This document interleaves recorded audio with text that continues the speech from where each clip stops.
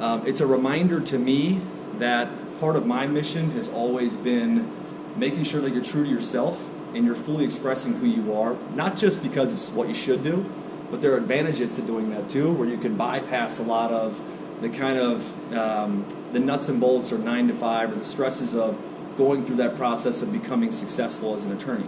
You can be yourself and be successful in the same ride. So for me now, that's when I went from, I had written 65,000 words, and then I decided after I woke up, half my face didn't work, and I couldn't speak, and I couldn't blink, and I couldn't sleep. I said to myself, you know what, the way that I got here served its role, but now it's time to do things differently. So now, that's why I published the book, that's why I'm here speaking to you guys today, to try to give you a sense of how do we do this in a way where not only am I not suppressing who I am to try to fit this box of this attorney ideal to become that partner, how do I utilize who I am? How do I use that to my advantage?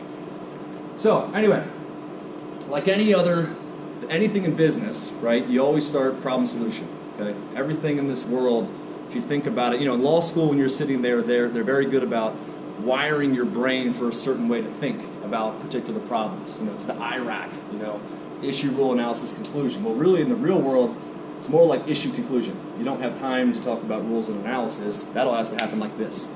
So here today, we have a problem, we have a solution. What's the problem? Selling legal services in the new law landscape is hard. And it's getting harder with some of the tech outfits out there that are trying to sort of commoditize what it is that we do in certain areas, and we'll talk about that.